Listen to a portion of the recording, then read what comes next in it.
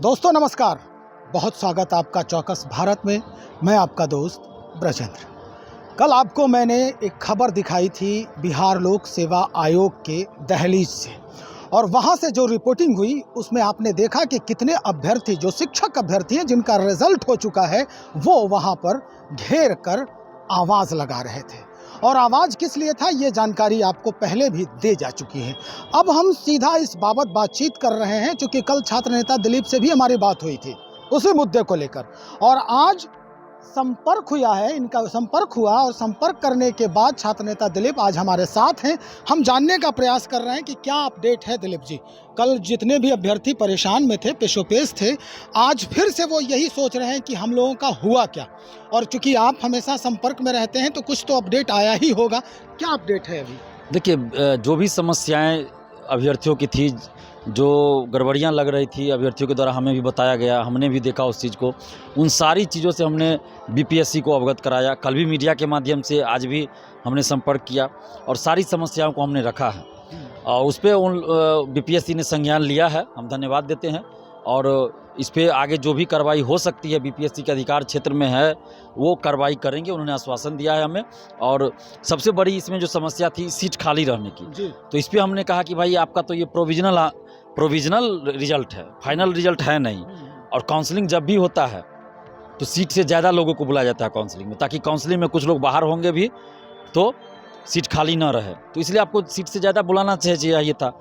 तो इस पर उन्होंने कहा कि हम सरकार से संपर्क में है, शिक्षा विभाग से संपर्क में है, और हमारा प्रयास है कि सीट खाली न रहे। इसके लिए हम एक और लिस्ट जारी करें, ताकि जो काउंसलिंग में जो लोग बाहर होंगे किसी भी वजह से, तो जितना सीट खाली होगा उतने पे एक और लिस्ट हम जारी करें, तो उससे उस लिस्ट से काउंसलिंग करवाया जाए उन लोगों को और सीट भरा जाए, सीट खाली न रहे। कई मसले थे दिलीप जी, मसले कल भी हमने आपसे चूंकि इसका जो है जिक्र किया था।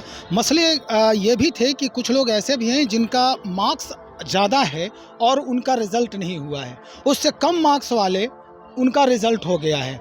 कुछ जो है बीएड अभ्यर्थी जो कह रहे थे अध्यक्ष महोदय कि भाई जिसको दर्द हुआ है दवा भी हम ही देंगे, जो दर्द दिया है दवा भी वही देगा, तो बीएड वाले का भी रिज़ल्ट आ गया है। तो इन सारे मसलों पर आपकी क्या बातचीत हुई है वहाँ के प्रतिनिधि? इन सभी मुद्दों को भी हमने उनको अवगत कराया है बीपीएससी को, और उन लोगों का यही कहना है कि अगर बीएड का रिज़ल्ट नहीं दिया गया है प्राइमरी में, लेकिन अगर आप लोग बोल रहे हैं तो हम इसको चेक करवाते हैं, अगर कहीं ऐसा होगा तो वैसे भी वो काउंसलिंग में बाहर हो जाएगा, अगर ऐसा है भी तो।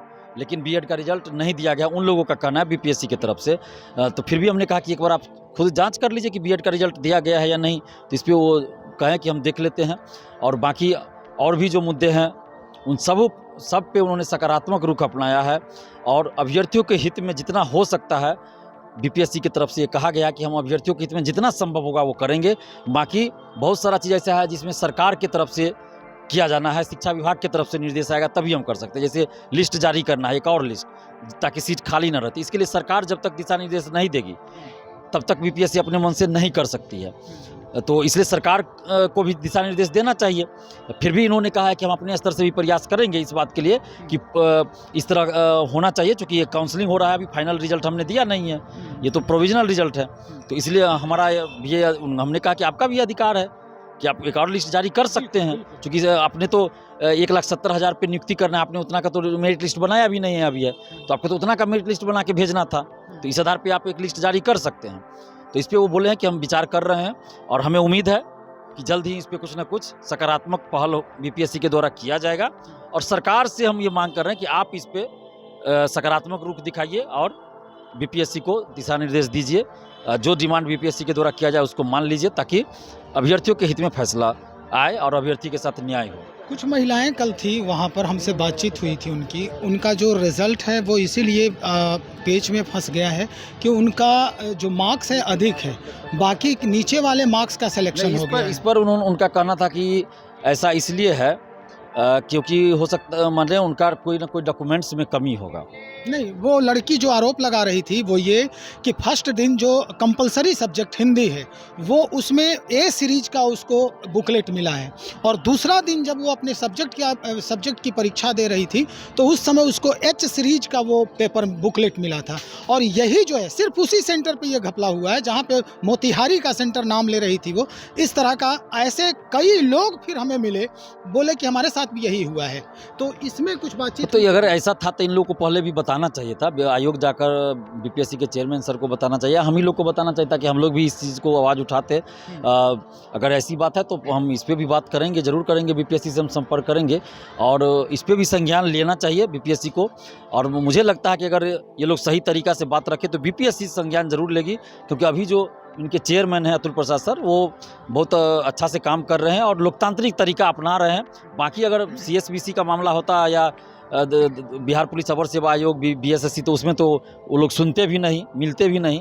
लेकिन बीपीएससी में कम से कम अभी इतना है 1 साल से कि बातों को सुना जा रहा है, हम लोग जो भी डिमांड रखते हैं उस पर विचार हो रहा है। ये देखा जा रहा है दिलीप जी, आप हमेशा संपर्क में हैं और छात्र हित में बात करते नजर आते हैं। चलिए, बहुत शुक्रिया दिलीप जी आपका। छात्र नेता दिलीप हमारे साथ। और इसमें जैसे जिनका भी अगर मार्क्स ज़्यादा है तो कट ऑफ आने दीजिए, मार्क्स सबका जारी होने दीजिए, और उसमें भी अगर लगे कि आपका कट ऑफ से ज़्यादा मार्क्स है और सिलेक्शन नहीं हुआ तो निश्चित रूप से आप बीपीएससी ऑफिस जाकर सचिव महोदय से या चेयरमैन सर से मिलकर अपनी बातों को रखिए कि भाई हमारा कट ऑफ से ज़्यादा क्यों नहीं आया मार्क्स। आपको ये जानने का हक है, वो बताना पड़ेगा, बीपीएससी बताएगी कि आपका किस कारण से रिजल्ट नहीं हुआ है। अगर मान लीजिए कोई कारण, जैसे आपने अभी सीरीज का बताया, तो ये तो अभ्यर्थी की गलती नहीं है, ये सेंटर वाले की गलती है। तो इस बात को अध्यक्ष महोदय के कान तक आपको पहुंचाना होगा, क्योंकि उनको हो सकता नहीं पता होगा ये बात। सेंटर वाले भी क्या करते हैं, अपनी गलती को छुपा लेते हैं। तो ये बात उन लोग को उस समय बताना चाहिए था।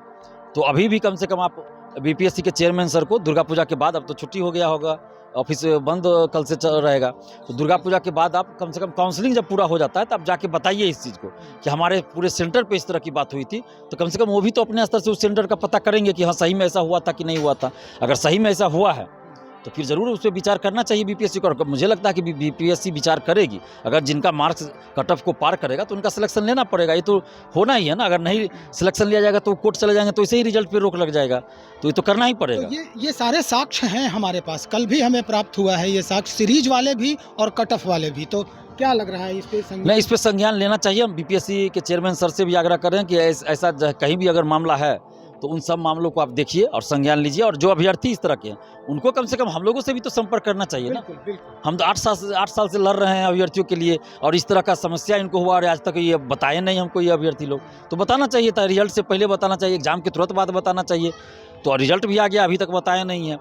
तो हालांकि अभी तो इतना फ़ोन आ रहा है कि हम फ़ोन भी रिसीव सबका नहीं कर पा रहे हैं, संभव नहीं हो पा रहा है। बहुत लोग को कॉल बैक भी करते हैं लेकिन सबको संभव नहीं हो पा रहा है। लेकिन इतना दिन से बताना चाहिए था अगर इस तरह की समस्या है। लेकिन अभी भी आप बीपीएससी के चेयरमैन सर से मिलिए, अभी तो नहीं, अब होगा ये दुर्गा पूजा के बाद, और अपनी बातों को रखिए जो भी इस तरह का मामला है। चलिए, बहुत शुक्रिया जानकारी देने के लिए। तो छात्र नेता दिलीप हमारे साथ बने हुए थे, और जिस तरह से इन्होंने बात की है, निश्चित तौर पे ये खबर जैसे ही ऑन एयर होगी उसके बाद जो परेशानी में है और जो ऊहापोह की स्थिति को से जूझ रहे हैं अभ्यर्थी, उन्हें थोड़ा सा सुकून तो निश्चित मिलने वाला है। चलिए, हम दिलीप जी के संपर्क में हैं और आप भी हमारे साथ बने रहिए। हम और भी खबरों को लेकर बहुत जल्द हाजिर हो रहे हैं। बहुत शुक्रिया आपका।